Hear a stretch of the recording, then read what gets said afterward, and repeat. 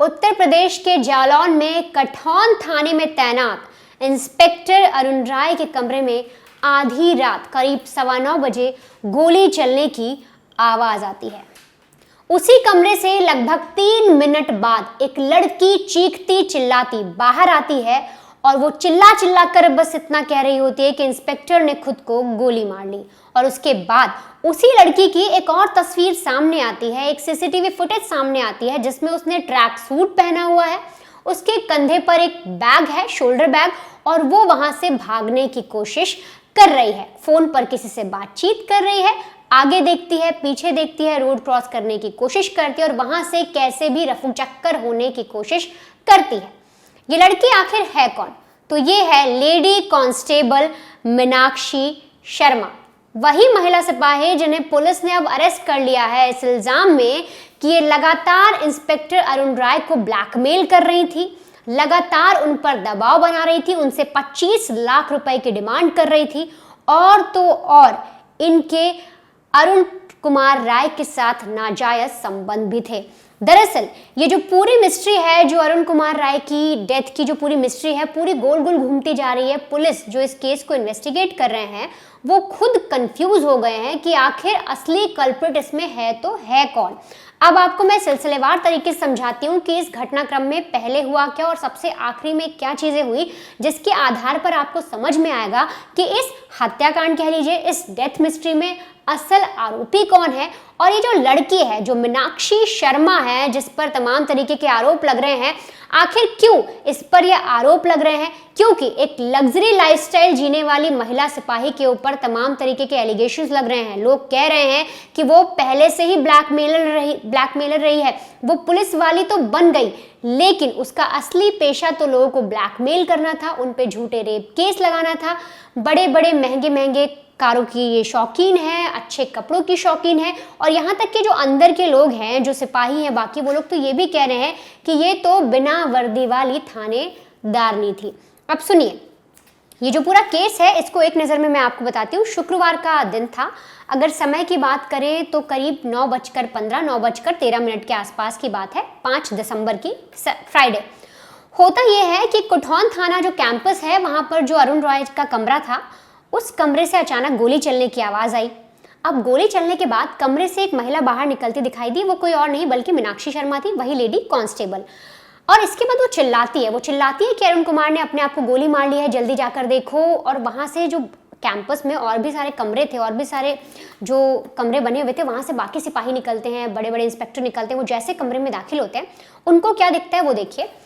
बिस्तर पर मच्छरदानी लगी हुई है और उसके अंदर अरुण कुमार की लाश पड़ी है और दिखता है कि जो गोली है वो एक सिर से दूसरी तरफ पार हो गई है। वो सिर में इस तरह से मारी गई है कि सीधे आर पार निकल गई है, एक छेद होल दिखाई देता है उन लोग को। इसके अलावा जो गोली, जो गन थी, वो अरुण कुमार राय की जो लाश पड़ी हुई थी उसके पेट पर रखी हुई है। ये बेहद खौफनाक मंजर सभी को दिखाई देता है। इतनी ही देर की बात थी कि करीब 3 मिनट के आसपास आप देखेंगे तो एक सीसीटीवी फुटेज सामने आता है जिसमें दिख रहा है ट्रैक सूट पहने मीनाक्षी शर्मा जो है वो वहां से भागने की कोशिश कर रही है, उसने कंधे पर बैग भी लटकाया हुआ है। अब ये सीसीटीवी फुटेज भी सामने आती है।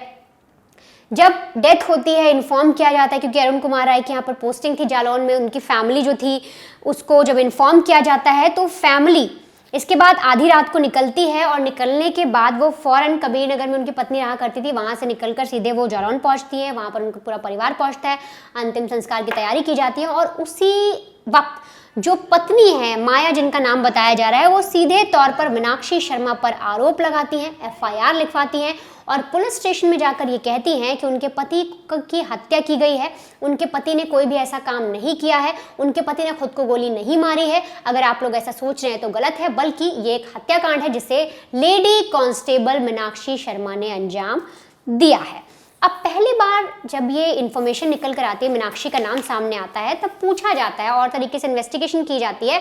और इन्वेस्टिगेशन करने के बाद पुलिस को तमाम तरीके के चैट्स मिलते हैं, वीडियोस मिलते हैं, कुछ ऐसे अतरंग वीडियो मिलते हैं जिसके जरिए ये अनुमान लगाया जाता है कि मीनाक्षी जो है वो लगातार प्रेशर बना रही थी, लगातार जो है वो अरुण कुमार को ब्लैकमेल कर रही थी। पहली चीज। दूसरा, वो सीसीटीवी फुटेज दिखता है जिसमें वो कमरे से भागती नजर आ रही हैं और इसके बाद उन्हें गिरफ्तार किया जाता है। ये जो आप विजुअल देख रहे हैं, तस्वीरें देख रहे हैं, उस वक्त की हैं जब उन्हें गिरफ्तार किया गया। कोर्ट में पेश किया गया। और यहाँ पर जब उन्हें कोर्ट में पेश किया जाता है और वो जो अपने पिता से मिलती हैं थोड़ी देर के लिए, तो उनके पिता चीख कर कहते हैं, लाली चिंता मत करो, तुम्हें छुड़ा लेंगे। ये सारी चीज़ें उस वक्त होती हैं। और साथ ही साथ जो मीनाक्षी शर्मा थी, उसके रुतबे की अगर मैं आपको बात बताऊं तो थी वो महज सिपाही, एक लेडी कांस्टेबल थी। लेकिन जब उसे बाकी महिला सिपाहियों ने पकड़ा तो उसने बोला तुम्हारा मुंह तोड़ दूंगी, और तो और चुटकी बजाकर उसने बोला कि मैं चुटकी बजाकर तुम्हारा काम खराब कर सकती हूँ। इस तरह से उसने धौंस दी उस वक्त जब उसे अरेस्ट किया गया था महिला सिपाहियों के द्वारा। अब ये जो इन्वेस्टिगेशन हो रही है, जिस तरीके से अरुण कुमार राय की डेथ हुई, उसके बाद जैसे जैसे आकलन लगाए गए, उसमें कई सारी अटकलें लगाई गई, कई सारी एंगल से जांच की जा रही है, क्योंकि पुलिस भी ये जानना चाहती है कि आखिर उन्हीं के साथी का कत्ल किसने किया, या फिर अगर उनके साथी अरुण कुमार राय ने खुद के साथ ऐसा किया तो वो किया तो क्यों किया। तो देखिए, सबसे पहले इस एंगल से जांच की जा रही है कि क्या जो इंस्पेक्टर राय है और जो मीनाक्षी है, क्या मीनाक्षी लगातार इंस्पेक्टर को ब्लैकमेल कर रही थी। क्योंकि जब पुलिस ने चैट्स देखे, जब पुलिस ने वीडियोस वगैरह देखे, तो उसमें कुछ ऐसे वीडियो दिखे जिसके आधार पर ये कहा जा रहा है कि ये वीडियो दिखाकर लगातार मीनाक्षी दबाव बना रही थी। मीनाक्षी कह रही थी कि मुझे पैसे दो, 25 लाख रुपए दो, वरना तुम्हारी जिंदगी बर्बाद कर दूंगी, तुम्हारे वाइफ को भेज दूंगी। तो पहला एंगल इससे जांच की जा रही है। और ये माना जा रहा है कि इतना ज़्यादा वो परेशान हो गए, और जिस रात को मीनाक्षी उनके कमरे में गई, उसके कुछ ही देर, महज आप यूँ समझिए 5 मिनट बाद गोली चल जाती है, और उसके बाद वो 3 मिनट बाद भाग जाती है लड़की। तो ये माना जा रहा है, पुलिस जो है जिस तरह से जांच करी, वो जो एंगल है वो ये मान रही है कि मीनाक्षी ने वहां जाकर इन्हें ब्लैकमेल किया, दोबारा से पैसे मांगने की जिद की, और इसके लिए एवज में जो इंस्पेक्टर साहब है उन्होंने खुद को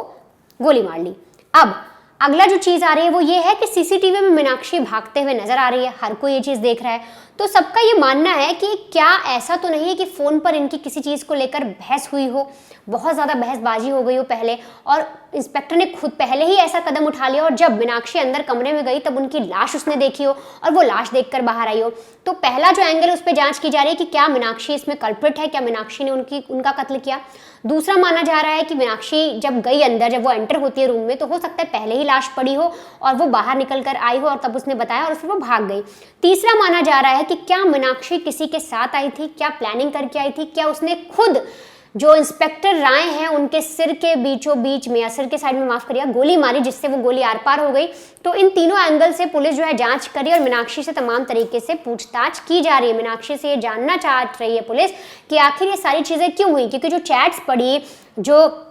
वीडियोस देखे गए, इसके अलावा जो सीसीटीवी फुटेज है उसके आधार पर साफ तौर पे मीनाक्षी एक ऐसी एक्यूज दिख रही है, एक वो दिख रहा है जिसने उस पूरे चक्रव्यूह को रचा। और जब उससे पूछताछ हुई तो उसने कई तरीके के खुलासे भी किए, और बाकी लोगों से भी जब पूछताछ की गई, जो सिपाही के दोस्त थे, जो इंस्पेक्टर्स के दोस्त थे, जो इन्हें जानते थे, जो इनका रिलेशन जानते थे, जब उनसे पूछताछ की गई तो पता लगा मीनाक्षी जो है वो बेहद ठाट बाट की लाइफस्टाइल जीती थी। मीनाक्षी के पास 3 फोन थे, हाल ही में उसने 3 लाख का एक हार भी खरीदा है, और तो और 2026 में उसकी शादी तय हो गई थी, उसकी शादी होने वाली थी, और इसी में कयास लगाए जा रहे हैं कि उसको कुछ पैसों की ज़रूरत थी और इसीलिए उसने वो वीडियो बनाया अरुण कुमार का अपने साथ, और वो 25 लाख रुपए मांग रही थी उनसे, और ये कह रही थी कि मुझे शादी करनी है, मेरी शादी का खर्चा उठाओ और 25 लाख रुपए दो, वरना मैं तुम्हारी बीवी को वीडियोस भेज दूंगा। अभी तक ये सारी चीज़ें पुलिस के सामने आई हैं, लेकिन जो मीनाक्षी है उसके बारे में जो चीज़ें पता लगी कि वो 3 फोन यूज़ करती थी। हाल ही में उसने एक बहुत ही महंगा एक हार खरीदा है, इसके अलावा उसके वो आईफोन यूज़ करती थी, जिस बैरक में रहती थी वहाँ पर उसने एसी लगवा रखा था, और तो और मीनाक्षी के कांटेक्ट ना सिर्फ अरुण कुमार के साथ थे बल्कि तमाम तरीके के जो बड़े अफसर हैं, जो बड़े अधिकारी हैं, जो इंस्पेक्टर हैं, उनके साथ उसकी काफ़ी ज़्यादा बनती थी। वो सिपाहियों से उसकी दोस्ती नहीं थी। आप ये चीज़ ध्यान रखिए, जब मीनाक्षी से भी पूछताछ हुई, जब बाकी लोगों से पूछने की कोशिश की गई, प्रॉपर एक इन्वेस्टिगेशन की गई इस केस में,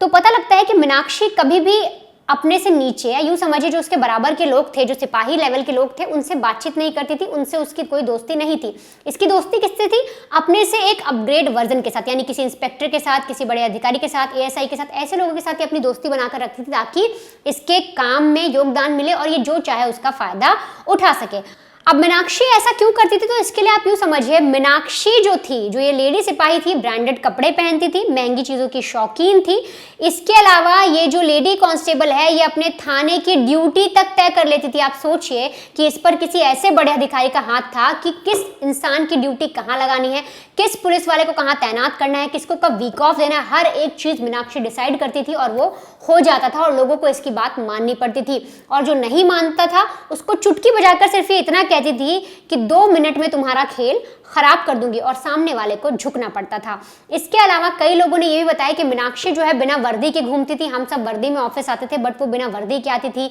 जब मन करता था निकल जाती थी, उस पर कोई रोक टोक नहीं थी और लोग उसे बिना वर्दी की थानेदारनी भी कहते थे। अब इंस्पेक्टर राय जो है उनकी मुलाकात जुलाई के महीने 2024 में मीनाक्षी के साथ होती है। दोनों उस वक्त जालौन के थाने में थे और कहा जाता है कि मीनाक्षी को ये ट्रेनिंग वगैरह दे रहे थे और इसी ट्रेनिंग के दौरान दोनों की नज़दीकियां बढ़ जाती हैं। इन दोनों का इतना ज़्यादा आसपास हो जाते हैं दोनों एक दूसरे के कि बाहर घूमने जाते थे, लंच करने जाते थे कई बार, और यहाँ तक कि मीनाक्षी आईफोन यूज़ करती थी और 3 लाख का जो उसने हार भी खरीदा उस पर भी ये चीज़ लग रहा है कि शायद उसने वो सारी चीज़ें इंस्पेक्टर अरुण कुमार राय के पैसे से ही खरीदी हैं। अब ये सारी चीज़ें सामने आने के बाद, मीनाक्षी की लाइफस्टाइल सामने आने के बाद, ये पता लगने के बाद कि वो थाने में किस तरह से रौब जमाती थी, ड्यूटी का टाइम अगर वो तय कर रही है एक लेडी कांस्टेबल बड़े अधिकारियों के होते हुए, तो सोचिए कितना बड़ा उसका दबदबा था, किसी ऐसे शख्स का हाथ उस पर था जिसके की वजह से पूरा थाना चलता था। अब हमने शुरुआत में कहा था कि मीनाक्षी को पुलिस ने अरेस्ट कर लिया और मीनाक्षी पेशेवर ब्लैकमेलर है, तो ऐसा क्यों कहा गया? तो देखिए, इस पूरे मामले में जब एक सिपाही से बात की, अगर मैं उनका नाम बताऊं तो उनका नाम है मोहित खोकर, उन्होंने अपनी एक पूरी कहानी बताई है जिसमें निकल कर आया कि मीनाक्षी कैसे पुलिस वालों का इस्तेमाल करती है, अपनी जॉब का फ़ायदा उठाती है और अपना फ़ायदा उठाकर लोगों को इस्तेमाल करके उनसे पैसे बनाने की कोशिश करती है। अब मैं बाकायदा वो बयान और वो सारी चीज़ें आपको पढ़कर बताती हूँ जो मोहित खोकर ने बताया है। उन्होंने बताया कि मीनाक्षी पुरानी ब्लैकमेलर है, उसने मोहित को प्रेम के जाल में फंसाया, पहले उसके साथ लव अफेयर किया, उससे प्यार का नाटक किया और फिर उससे धीरे धीरे पैसे मांगने शुरू कर दिए। अब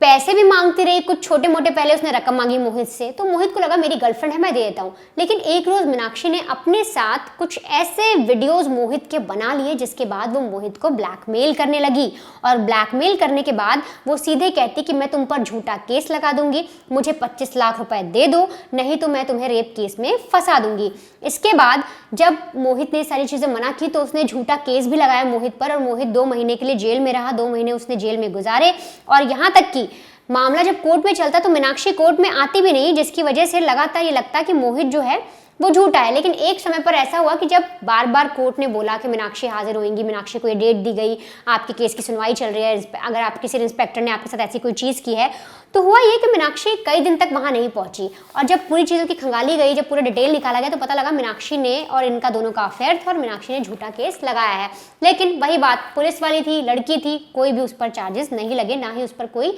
कार्रवाई की गई और मोहित ने भी अपनी तरफ से कोई भी केस दायर नहीं किया। अब मोहित आगे बताते हैं, उन्होंने बताया कि साल 2022 में उनकी पोस्टिंग जो है पीलीभीत में हुई थी और यहाँ पर ही उनकी मीनाक्षी से मुलाकात हुई। सबसे पहले दोनों में दोस्ती होती है क्योंकि आप एक ही सेम ऑफिस में काम कर रहे हो, सेम जगह काम कर रहे हो, तो आप लोग की दोस्ती हो जाती है। अब दोस्ती जब होती है, दोस्ती होने के बाद मीनाक्षी पहले अपना एक फर्स्ट स्टेप उठाती है और उन्हें कहती है कि मैं तुमसे प्यार करती हूँ। प्यार वगैरह का चीज़ें शुरू हो जाती हैं और फिर वही ब्लैकमेलिंग और फिर 25 लाख की डिमांड। आगे वो बताते हैं कि मीनाक्षी जो है लगातार उन पर दबाव बनाने लगी और दबाव इस कदर बनता गया कि जो मोहित थे, जो इंस्पेक्टर थे, उन पर मेंटल प्रेशर होता गया, वो मानसिक रूप से कमज़ोर होते गए। उनको ऐसा लगा कि लगातार उन्हें कोई ऐसी चीज़ है, तनाव है जो घेरे हुए बैठा हुआ है। इस बारे में उन्होंने बात की, अपने घर वालों से बात की कि मीनाक्षी उन्हें ब्लैकमेल कर रही है, मुझ पर आरोप लगाने की बात कह रही है। तो परिवार ने उनका साथ दिया और कहा कि देखो साफ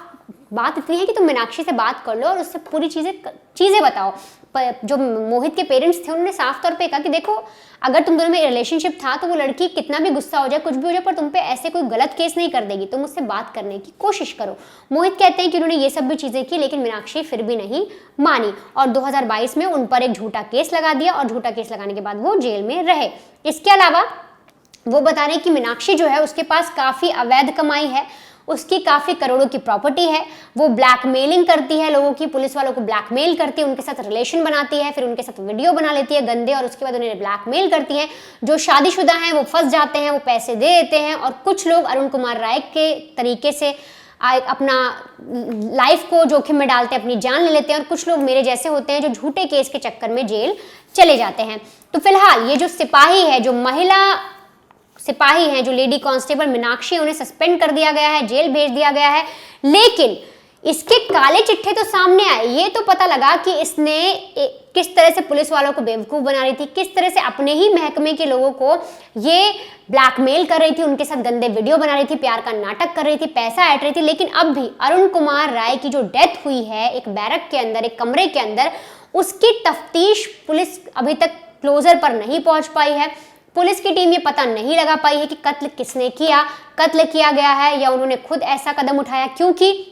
जिस वक्त मीनाक्षी चिल्लाते हुए बाहर आई तो मीनाक्षी भी ये कह रही है कि मैंने उनको देखा कि उन्होंने खुद ये सारी चीज़ें की। लेकिन पुलिस का अब ऐसे में जो इन्वेस्टिगेशन टीम है उनका ये मानना है कि हो सकता है इसके साथ कोई शख्स मिला हो, क्योंकि अगर इसने ये सारी चीज़ें देखी थी, अगर इसने देखा कि उनके साथ कोई ऐसी घटना घटी, गोली चल गई है, उन्होंने खुद ऐसा किया, तो इसको वहाँ पर मौजूद रहना चाहिए था, वो जगह छोड़कर भागनी नहीं चाहिए थी। तो फिलहाल पुलिस पूरा केस इन्वेस्टिगेट कर रही है, पता लगाने की कोशिश कर रही है कि अरुण कुमार राय की जो मौत हुई है क्या उसमें मीनाक्षी का डायरेक्ट हाथ है, क्या गोली मीनाक्षी ने चलाई है या फिर सच में ये एक हादसा है।